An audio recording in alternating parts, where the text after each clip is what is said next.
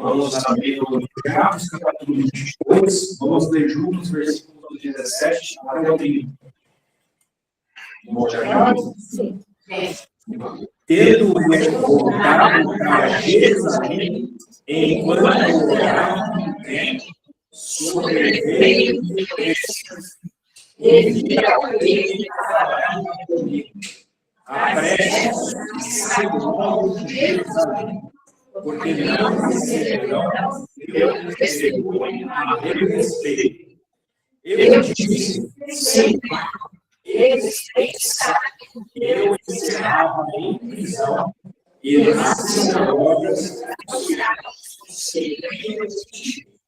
quando o sangue me receber tua testemunha, eu não estar presente. Você tinha visto que até guardei as vestes de matar. Mas ele me disse, vai, porque eu te enviarei para longe aos gentios. Ouviram até essa palavra, e então gritaram, dizendo, tira tal homem da terra, porque não tem que ele viva.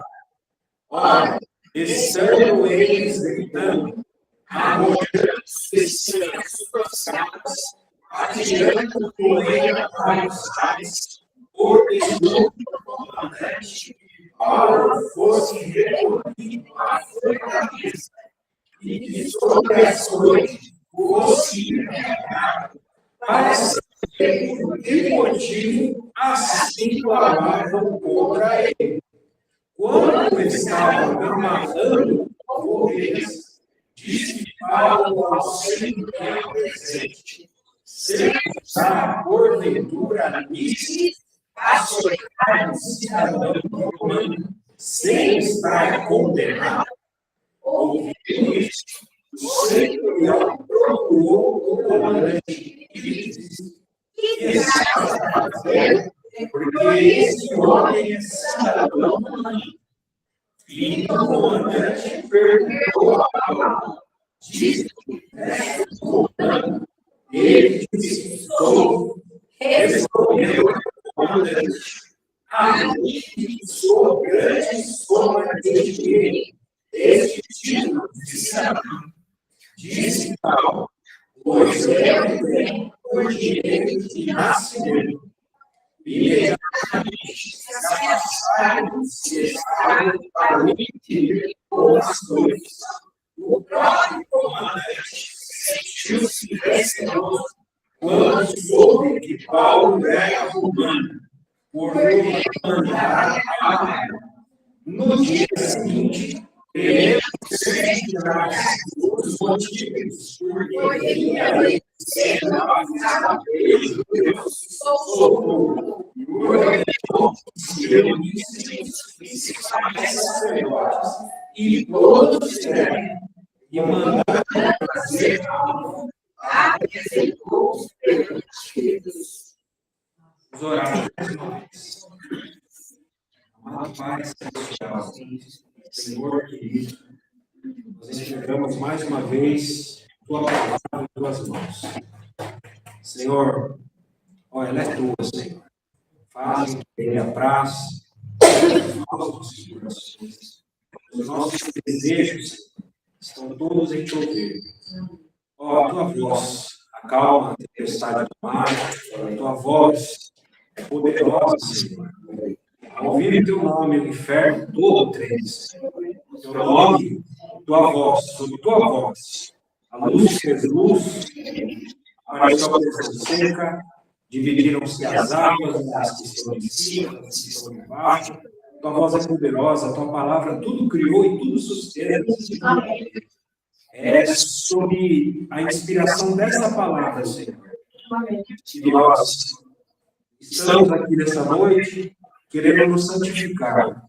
Santifica o nosso interior através dessa palavra, Senhor. Ó, que o Espírito e a vida que há nela possam entrar dentro de nós, Senhor. Nos mudar, Senhor. Transformando-nos cada vez mais por Jesus Cristo. Ó, arquétipo, modelo, divino, ó, primogênito de toda a criação, ele é quem está adorando, filho de Deus Pai, ó, a única voz que o Senhor diz a ele, devemos ouvir essa voz, nem a outra.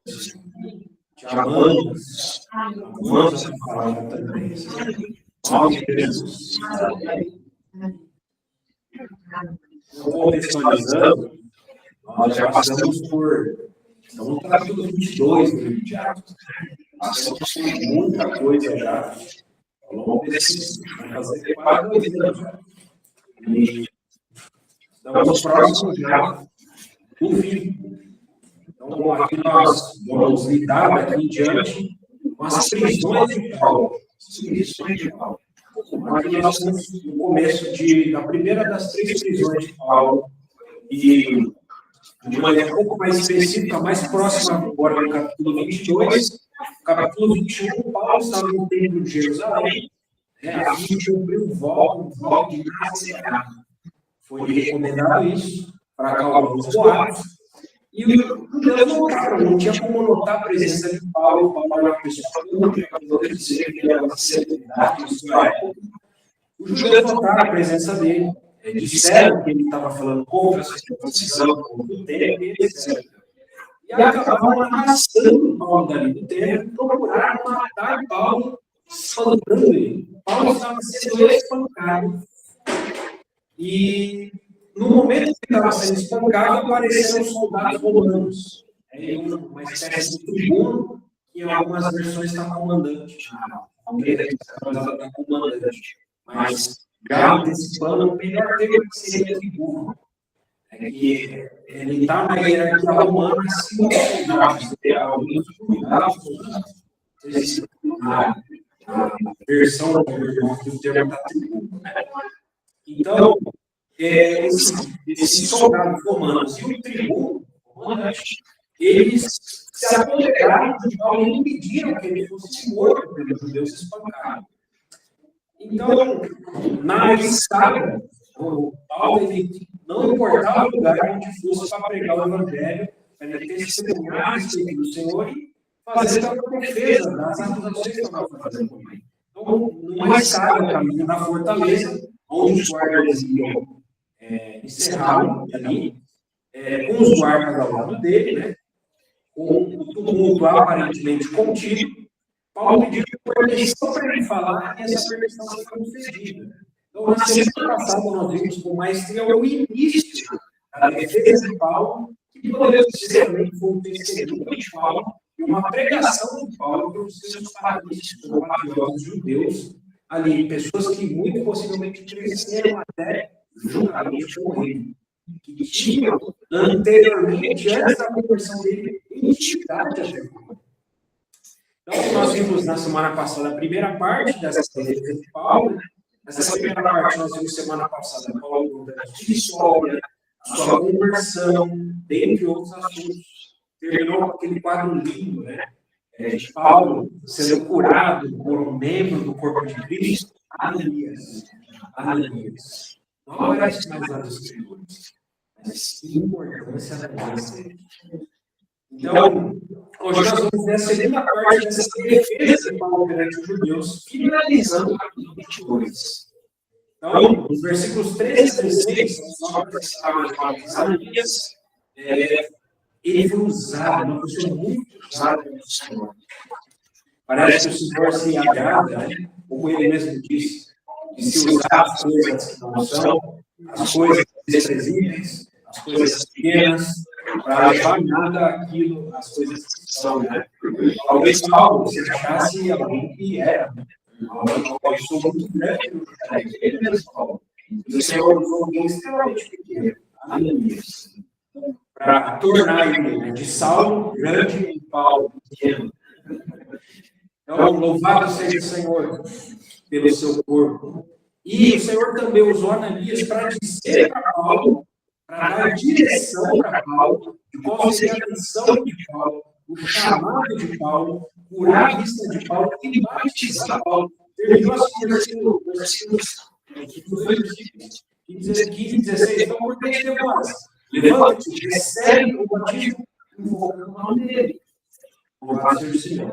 Então, após esse acontecimento, no batismo de Paulo, nós entramos no versículo 17, que é o primeiro versículo de hoje. Então, o versículo 17, tendo eu voltado para Jerusalém, quando orava tendo sobrevivido mil vezes. Aqui nesse versículo 17, nós vemos que Paulo, após ser batizado, não perdeu tempo. Então, a gente viu, né, nas viagens de Paulo já tinha esse costume de não perder tempo. Mas esse costume não começou depois de alguns anos, bons anos da vida cristã dele.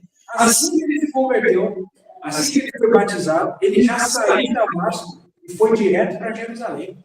Paulo não perdia tempo. Então, os acontecimentos de Damasco, aquilo que aconteceu em Damasco, capital da Síria, foi algo tão marcante, foi algo tão vívido, tão expressivo na vida de Paulo, que ele não quis perder tempo.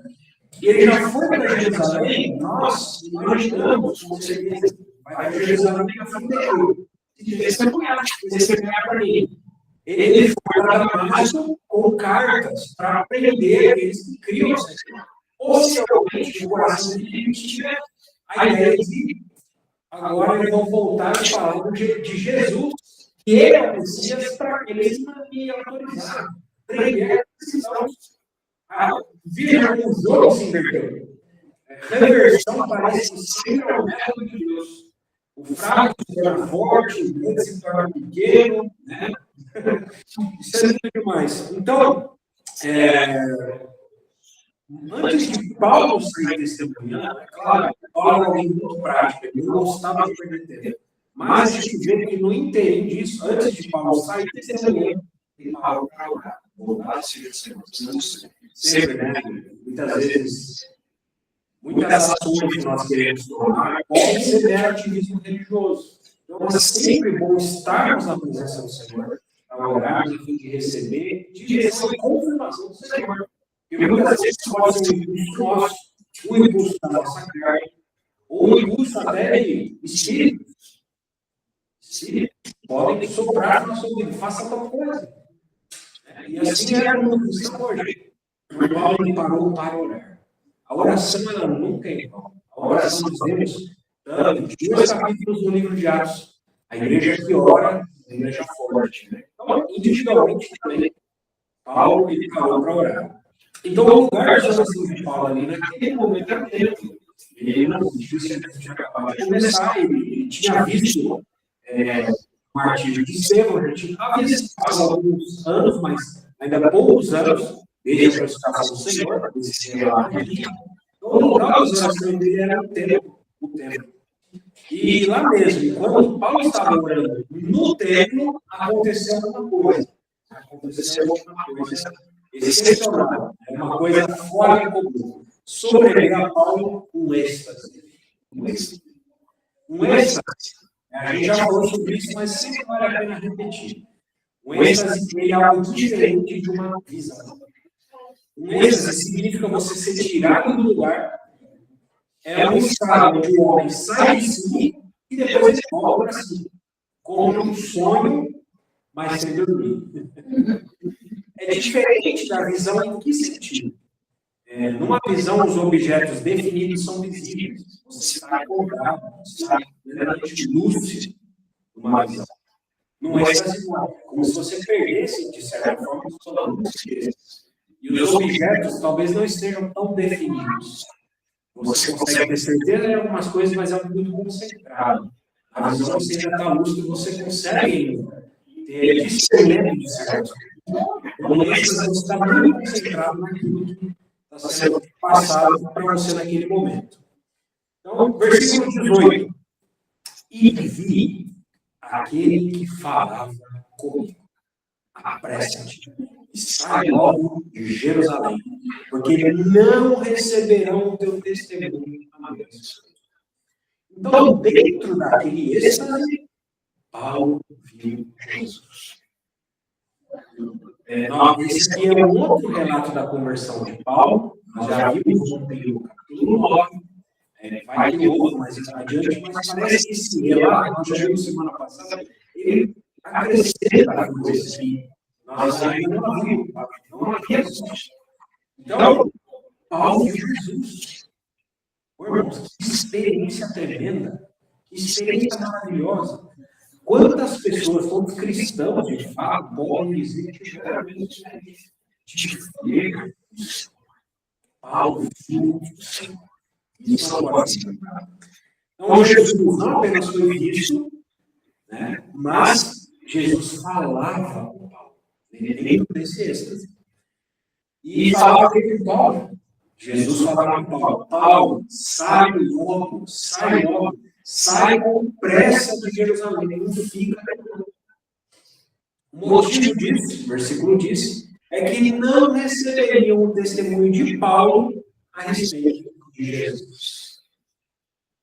Aqui está o Filho Eterno, o Deus Eterno, Jesus Cristo, aquele que sonda os corações, que conhece cada coração, conhece a natureza humana, que foi um homem como nós, conhece as nossas fraquezas, as nossas debilidades.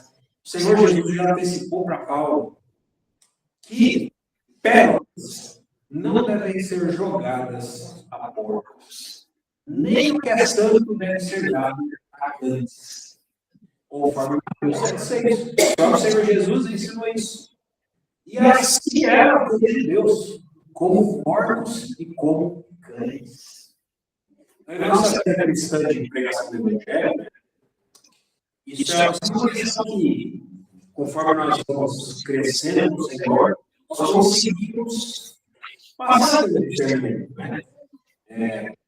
E nosso primeiro amor, muitas vezes, nós queremos, na verdade, precisamos sair nós queremos sair falando de Jesus para todo mundo. Até no cachorro você quer falar, Jesus te ama, cachorro. A gente quer falar que Jesus ama para todo mundo.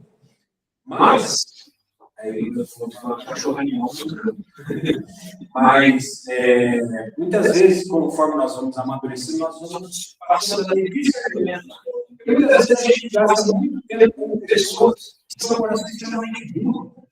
Duro como diamante, eu falo desse bíblico. Então, a reação de muitos, quando nós começamos a pregar o Evangelho para eles começam a latir. Se muitos irmãos pregaram o Evangelho, você começa a falar, olha, Jesus, começa a latir para você. E se você insistir muito, você corre isso de uma mordida. Como um cão cheio de raiva, alguns estão até espumando quando você fala de Jesus. Assim são muitas pessoas. Nós falamos do Senhor. Já outros são como porcos. Eles adoram o pecado. Você vai e joga o Evangelho na pérola de Deus. O que eles fazem com essa pérola? Pisam em cima. Essa lâmpada fica mais. Tem mais para enrolar nessa lâmpada que essa pérola. Não sabe o valor. Então, o nosso Senhor falou, né? Nós não devemos dar o que é assim aos cães, nem jogar pérolas aos porcos. Então, esse tipo de perguntas, nós sim devemos pregar todos, sem dúvida alguma, todos. Porque o nosso Senhor deseja que todo homem seja salvo, chega para o conhecimento da verdade. Nós devemos sim pregar a todos. Ai de mim se não pregar o Evangelho, mas nós também devemos discernir como quem nós devemos gastar melhor nosso tempo. Não é verdade? Então, no que diz respeito à pregação do Evangelho, algumas pessoas merecem mais a nossa atenção. Tem até um ditado popular, né? Não se deve tratar a boa com defunto duro. As pessoas são defuntos, de fato. Então, versículo 19. Voltando sobre o 18 ainda. Sobre o fato do Senhor ter falado para Paulo que não receberá o testemunho do Espírito. Nós já vemos outros paralelos disso nas Escrituras. Antes de tudo, Noé. Quantos anos Noé pregou? Mais de 100 anos. E não recebeu. E o Senhor ainda falou para o profeta Jeremias, depois, o povo estava dentro do Senhor, se agarrava nas coisas de Deus, mas não no próprio Deus. Esse templo nunca vai ser destruído. Jogaram Jeremias numa cisterna, o próprio Senhor falou para ele, vai ao feliz desse povo, mas eles não vão crer. Jeremias ficou por 40 anos pregando para um povo de coração endurecido. Ninguém creu. Mas ele fez. Então, o próprio Senhor veio para o que era seu e os seus não receberam. E esse paralelo está acontecendo aqui na vida de Paulo. Paulo ele foi diretamente para a igreja de Jerusalém. E o Senhor já disse: Paulo, não vou te receber. Vamos, para você não perder o seu tempo, porque a nossa vida precisa ser valorizada, o nosso tempo aqui precisa ser valorizado, a obra cristã precisa ser valorizada. Paulo, sai de Jerusalém, não vou te ouvir. Vamos para o versículo 19 agora. 19 e 20, vamos ler os dois. Eu disse: Senhor, eles bem sabem que eu encerrava em prisão e nas sinagogas açoitava os que criam em ti. Quando se derramava o sangue de Estevão, tua testemunha, eu também estava presente. Consentia nisso e até guardei as vestes dos pais. Então, ainda dentro daquele êxtase, Paulo ele se comunicou com o Senhor Jesus. A comunicação de Paulo com Jesus é como uma tentativa de Paulo de convencer o Senhor de que Jesus sim poderia dar ouvidos a ele. É interessante, algumas versões trazem no versículo 19, na fala de Paulo a Jesus, a expressão retruque, então. Como assim? Jesus falou: Paulo, sai de Jerusalém, não vou receber o que o Senhor receber. Retruque, então. Paulo retrucando dentro do Senhor, dentro da visão. E aí, outras versões falam, né? Então, dentro do versículo 19. Mas, Senhor, eles sabem, dando a entender que Paulo ia já persuadir o Senhor, convenceu os contrários. Então, dentro dessa tentativa de persuadir Jesus dentro do êxtase, Paulo citou alguns fatos ao Senhor. Primeiro fato que Paulo citou ao Senhor: aqueles judeus sabiam que Paulo prendia os cristãos. Isso está no versículo 19. Esse é o primeiro fato. Eles sabiam que Paulo prendia os cristãos. Paulo era alguém que se identificava com eles. Porque eles também gostavam dos cristãos. E o coração deles também era de aprisionar cristãos. Então, Paulo não tem que convencer o Senhor, eles sabem que eu prendi os cristãos, eles vão me ouvir. Esse é o primeiro fato. Segundo fato: aqueles judeus sabiam que nas sinagogas, se houvesse um crente em Jesus e Paulo estivesse presente, Paulo açoitaria esse crente. Olha que coisa grave. Isso está ainda também no versículo 19, segundo fato. Se estivesse nas sinagogas, estão lá de sábado, dentro da sinagoga, abrindo as escrituras, aí tem algum crente em Jesus dentro da sinagoga, Paulo está presente: opa, vem cá, você vai ser açoitado. E Paulo mesmo mandava açoitar esse crente. Terceiro fato, está no versículo 20. Paulo chama a atenção do Senhor Jesus a um episódio notável, que foi a morte de Estevão. E o Senhor, e Paulo ainda tenta convencer o Senhor, falando: ele era tua testemunha.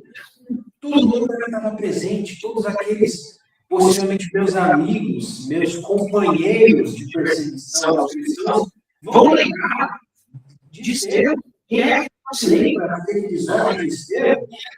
Então, muitos ali talvez estivessem presentes no próprio martírio de Estevão.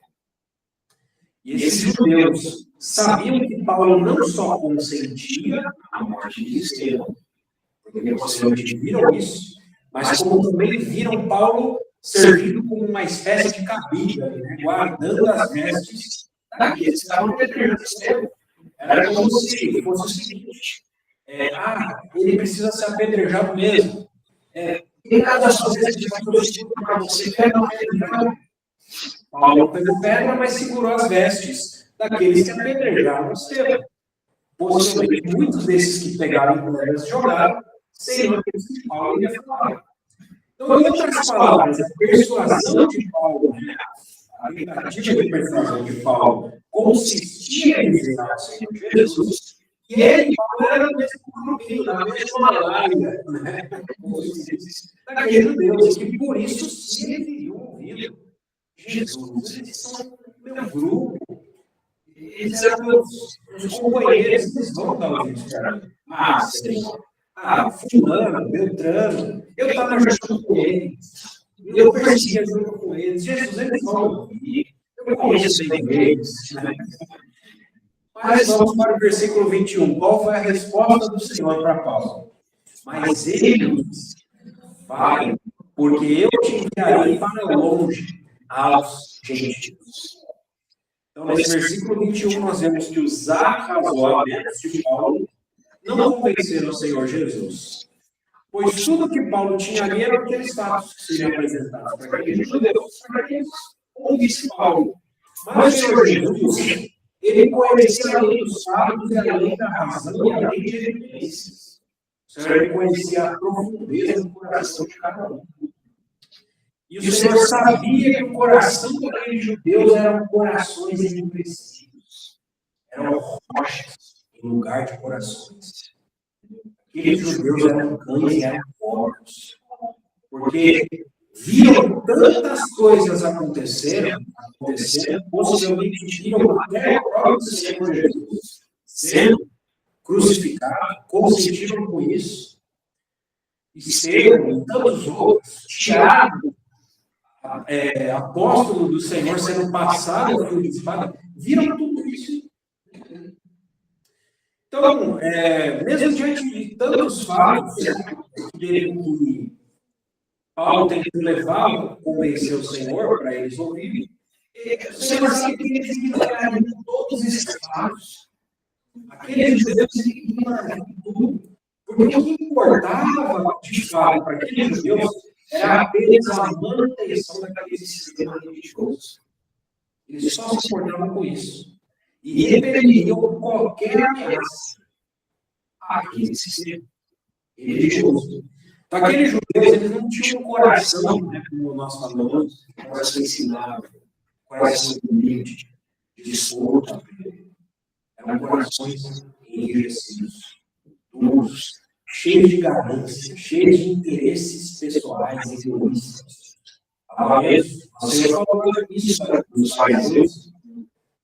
Tantas coisas o Senhor, nosso Senhor Jesus, falou a respeito dos fariseus. E em sua grande maioria, aqueles judeus ali eram fariseus. Então, o Senhor Jesus, no versículo 31, ordena que Paulo, sim, Paulo, você vai testemunhar. Mas não, Jerusalém.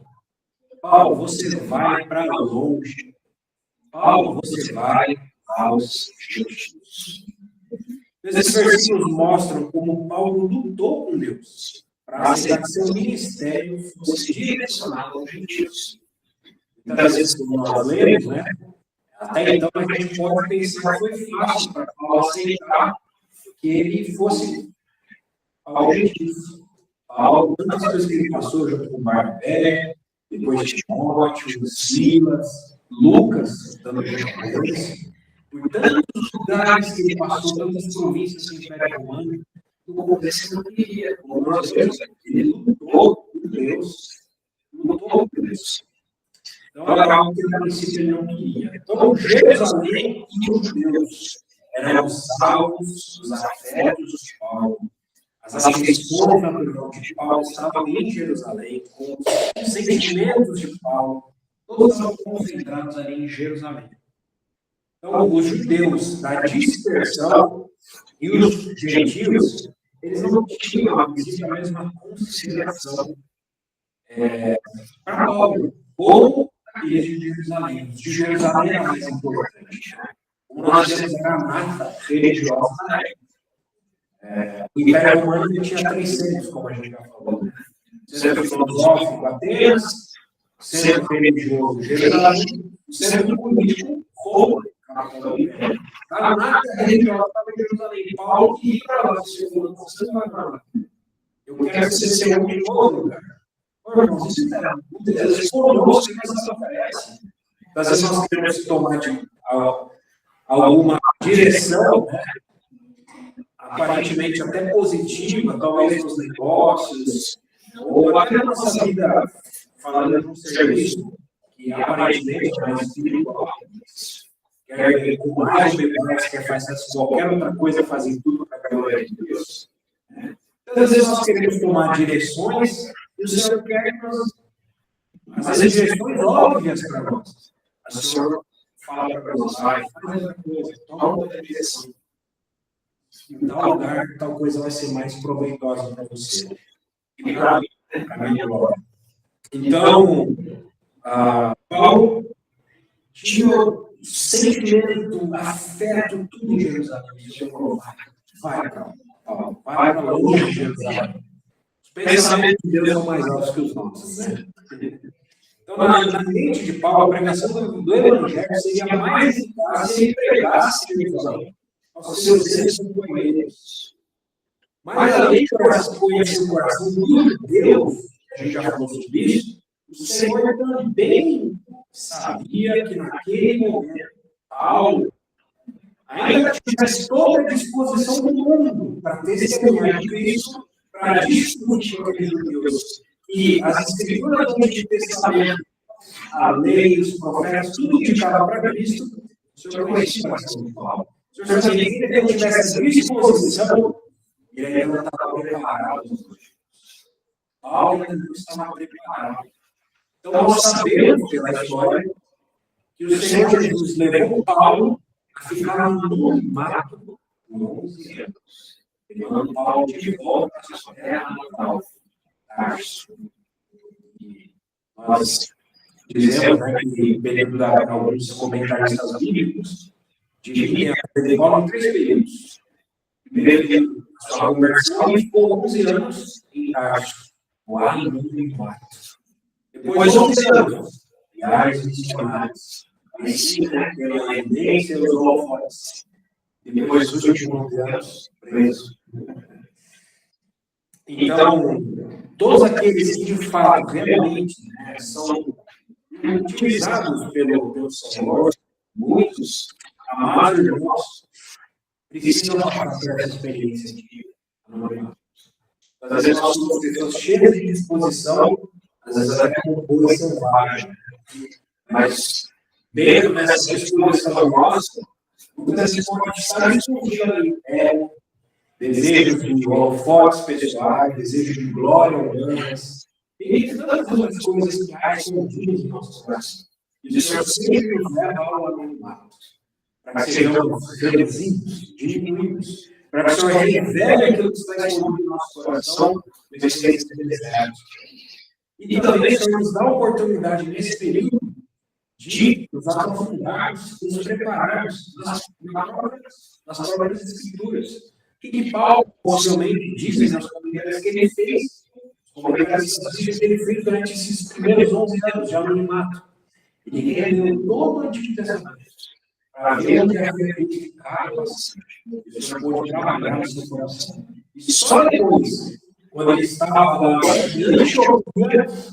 o Senhor usou outro irmão, Barnabé, para chamá-lo. O Senhor chamou Barnabé para tirar o Tarso dele. Ele estivia servindo ao Senhor, e aí sim o Espírito Santo disse: separado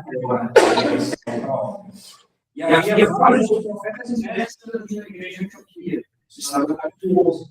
Já passamos por lá. Então, o Senhor nos leva a desertos, a anonimatos, não é à toa, para nos trabalhar em nós e para nos preparar.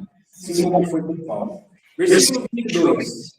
Ouviram até essa palavra. E então gritaram, dizendo: tira o homem da terra, porque não convém que ele viva. É interessante notar esse texto, no versículo 22, menciona: ouviram até essa palavra. Que palavra? Gentios. Bom, você crê, já que está falando de coração, né, de profundeza, de profundidade de coração, o fato dos judeus ali presentes escutarem o discurso de Paulo, né? Até ali, era um coração discriminador daqueles judeus. Era um coração daqueles judeus, um coração preconceituoso. Era um coração que acreditava que eles, judeus, eram melhores do que as outras nações. Que eles estavam acima das outras nações. Melhor, de fato, foi o que eles receberam da parte de Deus. Mas isso não se tornava. Eles receberam a revelação da parte de Deus. Quem é Deus? De Deus que é o Messias. Mas isso não se tornava mais do que os outros. Aquilo que eles receberam era melhor. Mas eles não eram melhores. Então, no Pentateuco, é muito claro o motivo de Deus ter escolhido Israel. Isso está no texto de Deuteronômio 7, versículo 7, capítulo 7, versículo 7. Por que Deus escolheu Israel? Porque eles eram a melhor. Deuteronômio 7, 7 diz o seguinte: não gostei do Senhor, a vez, nem vos escolheu porque fosseis mais numerosos do que qualquer povo, pois és o menor de todos os povos. Então, a escolha do Senhor no Antigo Testamento da nação de Israel foi por ato de graça e misericórdia da parte de Deus. Eles receberam algo que eles não mereciam da parte do Senhor. E não receberam, de fato, eles deveriam receber, sendo uma nação melhor, outras nações maiores, o que aconteceria naturalmente? Seriam sujeitos a outras nações. Como falo, não foi a ninguém o motivo da eleição, mas era porque era muito melhores. Então, isso é revelador em Deuteronômio 7:7. Então, os judeus ali presentes, então, mais uma vez, tentando fazer uma apanhada aqui. Paulo falou da conversão dele, falou de Ananias, falou do êxtase dele, e no final do êxtase, o Senhor falou: vai para os gentios. Aí aquela multidão estava escutando Paulo, escutou até a palavra dos gentios. Agora eu não quero escutar mais. Então eles começaram a fazer gritaria pelos judeus. Não, gentios não, começaram a gritar. E a gritaria, como uma das obras da carne, conforme falam de Gálatas, manifestou bem mais uma vez a profundidade do coração daqueles judeus. Eles eram homicidas. Aqueles judeus eram homicidas. Estavam vazios, cheios de sangue. Pois disseram, não só tinham nas suas costas a morte do Senhor, como a morte de Estevão e de tantos outros. Mas eles estavam agora pedindo a morte de Paulo. Versículo 22. Tira tal homem da terra, porque não convém ele viva. Essas foram as palavras daqueles judeus, homicidas do seu coração. Irmãos, aqui compete dar a vida e tirar a vida. Então, o ato deles de se julgarem competentes para dizer se não deve ou não viver, eles se colocaram no lugar de Deus.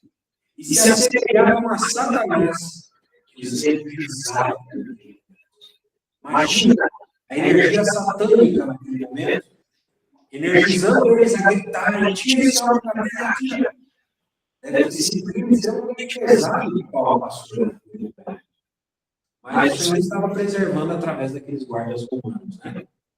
Então, como o Senhor Jesus disse no Sermão do Monte, Mateus 5:21, ainda vai terminar com esse assunto do homicídio. Mateus 5:21, ouvistes que foi dito aos antigos: não matarás, e quem matar estará sujeito a julgamento. Versículo 22. Eu, porém, vos digo que todo aquele que sem motivo se irá contra seu irmão estará sujeito a julgamento. E quem oferecer uma insulta a seu irmão estará sujeito a julgamento do tribunal. E quem chamar tolo estará sujeito ao inferno. Nossa, Senhor, ele levou a julgar. Versículo 23, de Atos 22. Ora, estando eles gritando, arrojando de si as suas capas, atirando poeira aos ares. Versículo 23 vai nos mostrar que além da gritaria que continuava, eles fizeram um ato que demonstrava no mundo antigo um sinal de indignação. principalmente injustiça, né? Que era tirar as cabras e ficar jogando poeira nos ares. Um ato que demonstrava indignação naquela época. Versículo 24, Atos 22. Ordenou o comandante que Paulo fosse recolhido à fortaleza e que sob a açoite fosse interrogado para saber por que motivo assim clamavam contra ele. Então, o versículo 24 mostra que o tal tumulto ali já não dava mais para Paulo falar nada. Paulo falou que ele ia começar a gritar, jogar poeira nos ares. Ninguém achou que Paulo tinha voz ali para falar mais alto do que aquela gritaria. Então, só restou o comandante, que é o tribuno, né? Ordenar que Paulo fosse recolhido logo a fortaleza antes daquele tumulto que essa melhorar. E talvez esse tumulto pudesse não ser positivo. Então, e nós sabemos, dentro do contexto de Império Romano, se havia algo que enfurecia os romanos, eram esses tumultos e principalmente a pessoa que gerava os tumultos. Então, a reação natural dos romanos aqui era que mandassem Paulo fosse açoitado por possivelmente um agitador daquele tumulto e que também fosse interrogado sobre açoites, para que os romanos pudessem entender, de fato, o motivo de tudo aquilo. Imagina, Paulo falando em hebraico, que a gente já viu na semana passada. Os romanos talvez não entendessem o hebraico, talvez o outro, né? A língua falada ali é hebraica, os romanos falavam nenhum idioma. Então, olha, acaba o mundo, vem cá, vamos te açoitar, e você fala na nossa língua, a gente sabia que ele estava nesse mundo. Era assim que os romanos agiam. Era assim a justiça, podemos chamar assim de justiça do tempo antigo. Como é que era esse açoite que Paulo seria açoitado? Como é que era feito esse açoite? O açoite era feito com tiras de couro, que tinha cada espaço pedaços afiados de ossos e de chumbo. Nós somos açoitados. E Paulo seria açoitado assim. Eles queriam interrogar Paulo sobre açoite para tirar a bolsa dele. Por que motivo você está fazendo isso? Então, dessa maneira era feito o açoite. Muito poucas pessoas aguentavam ilesas essa ação do açoite. Muitos até morriam sobre essa açoite. Então, para suportar o castigo, se atava o prisioneiro com correias ao poste, com as costas vergadas, justamente para nas costas eles açoitarem as costas do prisioneiro. Ficava possivelmente jorrando sangue ali, as costas estavam abertas, abria as costas daquele que era açoitado. Versículo 25.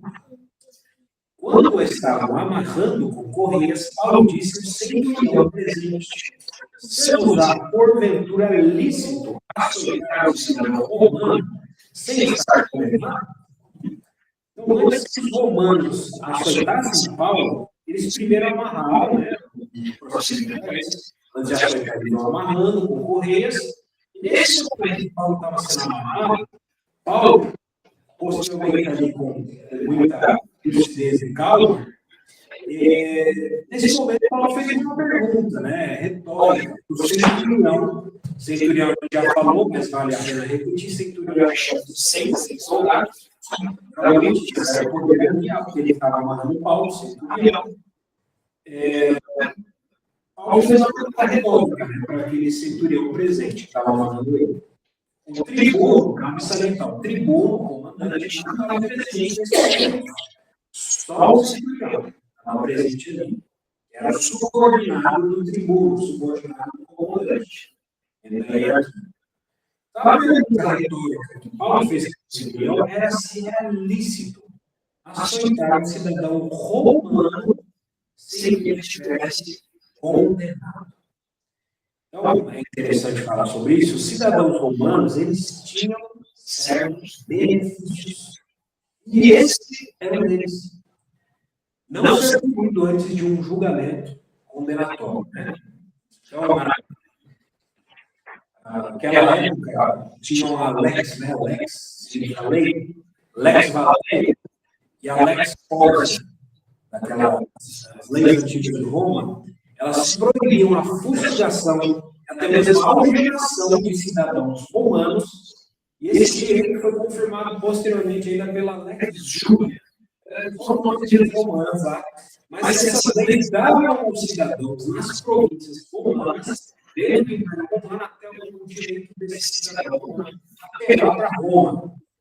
Então, havia circunstâncias em que um magistrado podia agir contra um cidadão romano, mas somente depois do processo jurídico. Ou seja, não tinha ações, não tinha nem a legislação, não tinha nem a chamar, se não tivesse um processo jurídico primeiro, e ele fosse condenado ao século, aí sim, depois, no processo condenatório.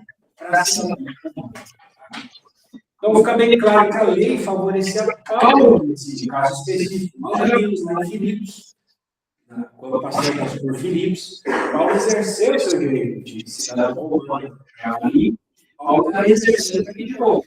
Então, pode parecer pouca coisa para nós, esse título de cidadão romano, que a gente vive no mundo hoje totalmente diferente daquela época. Um mundo hoje muito diferente.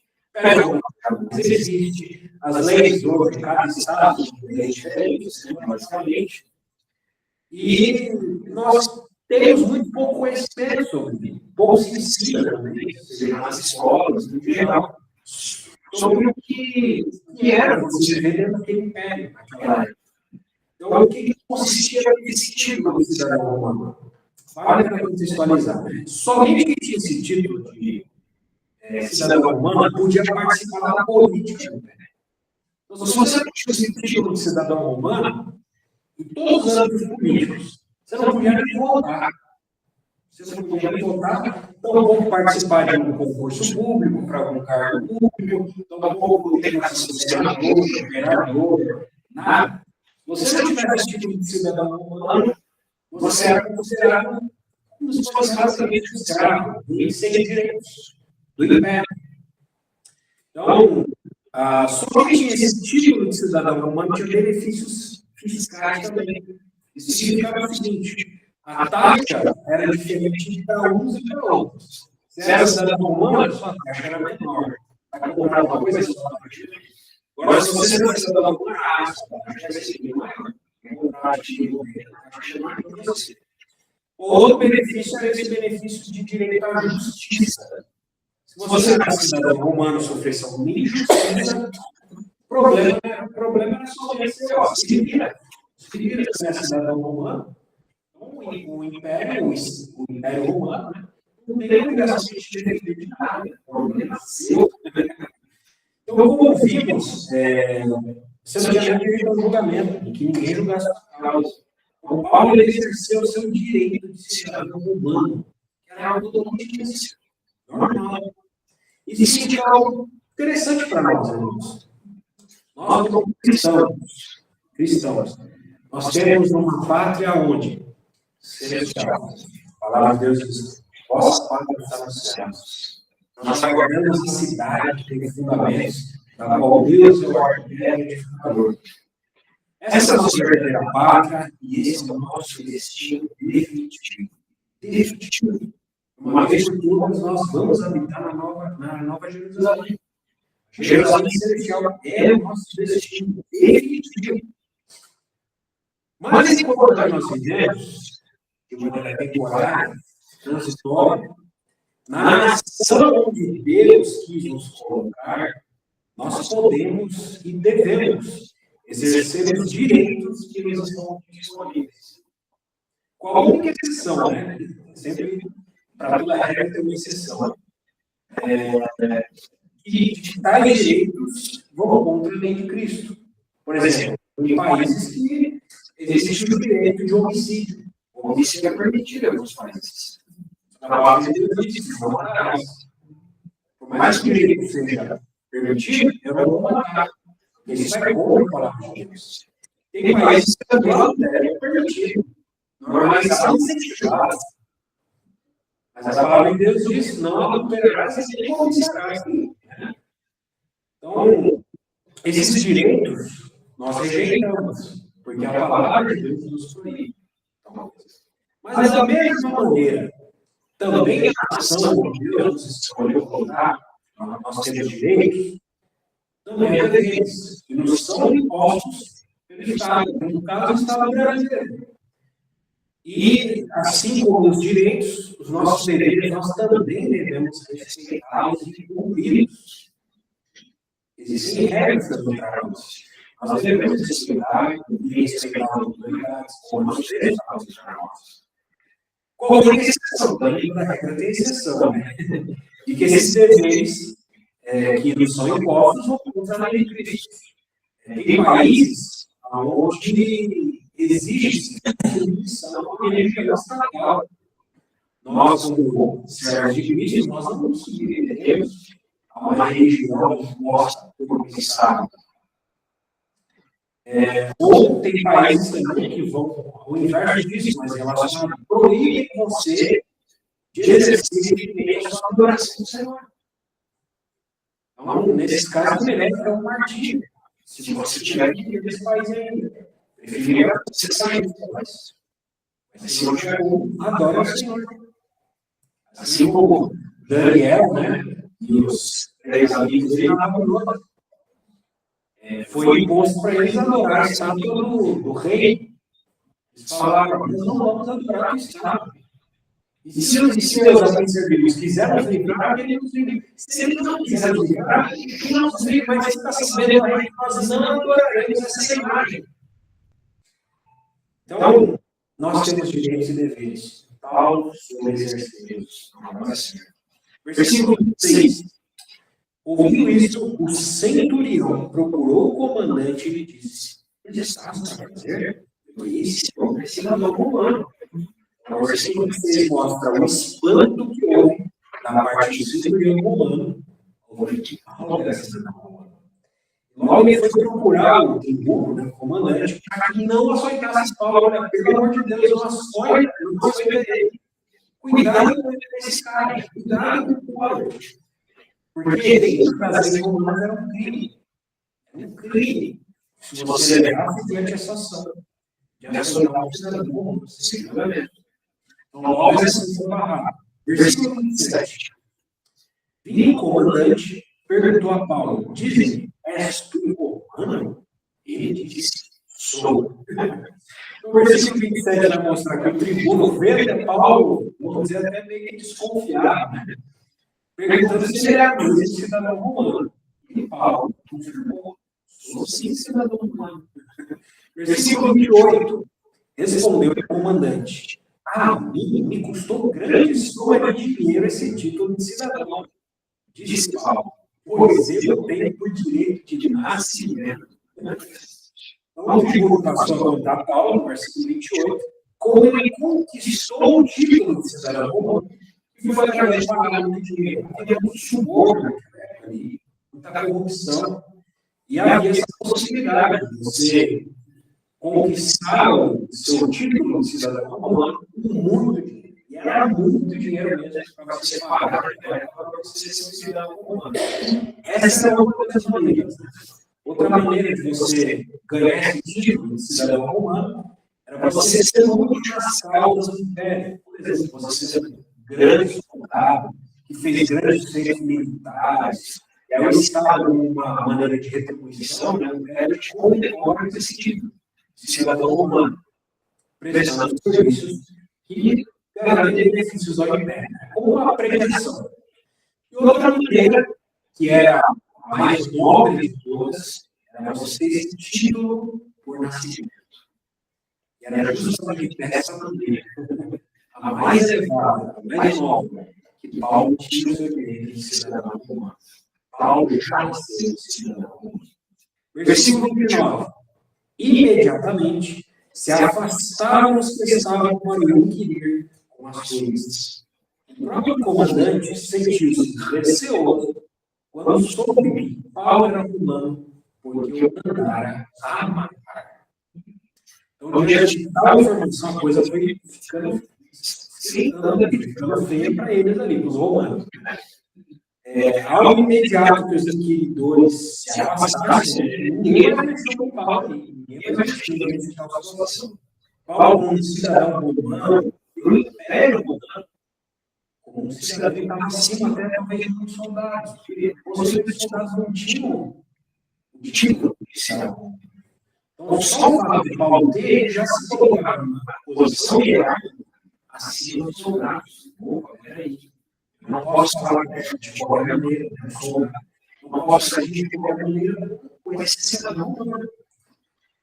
Então, o próprio tribuno, o comandante, ele acabou até se sentindo mal, a gente vê no versículo 29, porque Paulo ficou receoso, possivelmente até temendo alguma represália, de que talvez Paulo pudesse usar o poder político dele como cidadão romano para prejudicar o comandante ali. Porque o cidadão romano, ele sempre se move com a política, com as coisas, sempre está antenado com a política. Então, o comandante deve correr seus ali. Ele pode usar algum direito político, alguma influência política que ele possa ter para não prejudicar. Ele ficou receoso. Versículo 1.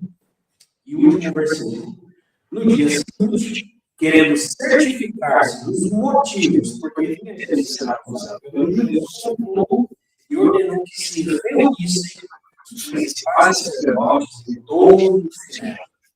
Mandando trazer Paulo, apresentou perante eles. Então, por fim, esse versículo 30, o último do capítulo 22, os discípulos romanos esperaram ainda um dia para poder se certificar das acusações dos judeus contra Paulo. Soltaram Paulo. Então, Paulo, nós vemos que desde o começo, né? Desde o começo, como ele mesmo relatou aqui, desde o começo que ele desejava falar aos judeus, testemunhar de Cristo para os judeus, e ele sempre procurou isso a vida inteira. Mas o Senhor falou, vai aos gentios, vai para alguns, eu te enviarei para os gentios. E aí, houve, conforme nós vimos no capítulo 21, um tumulto.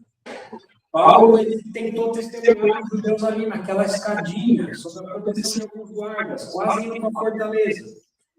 Diante de uma plateia, né, alvoroçada, uma plateia barulhenta, que queria ver sangue.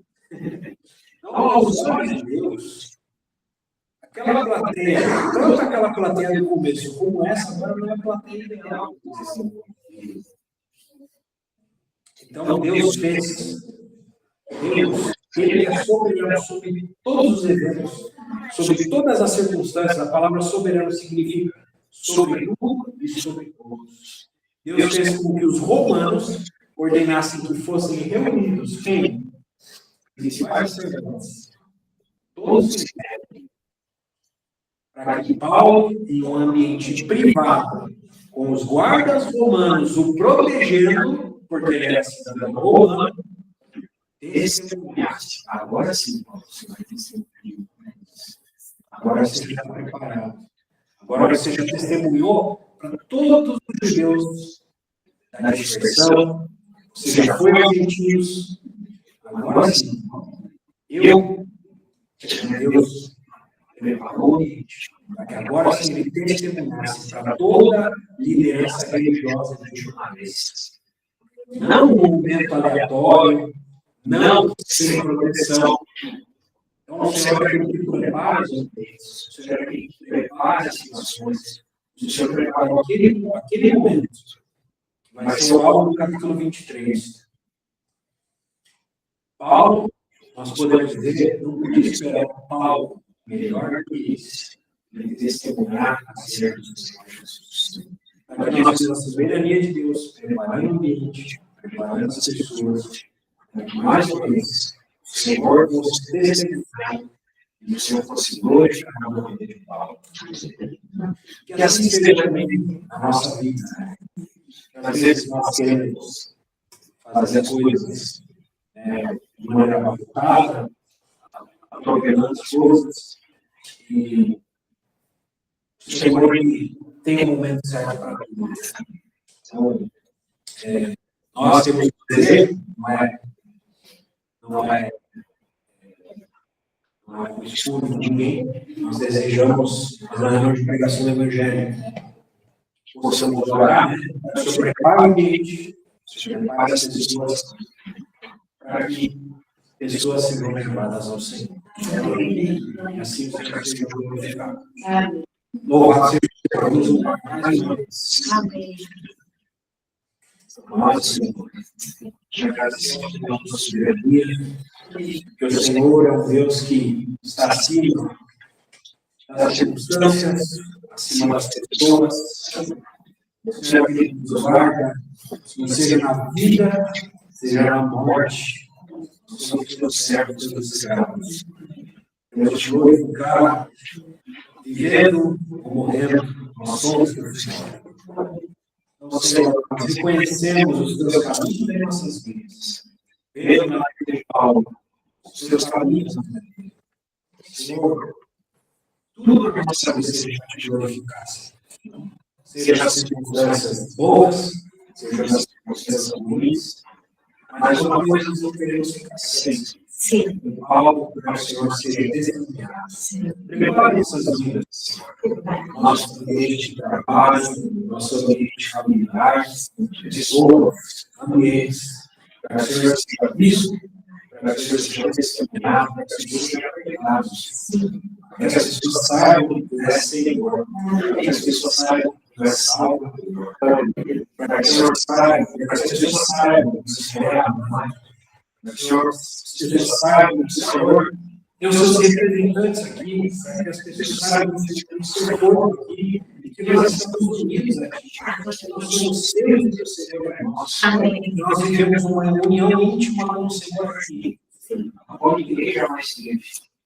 Ó Senhor, nós somos Deus. Amamos. Obrigado pelo exemplo de Paulo. Senhor, aquece e incendeu nossos corações.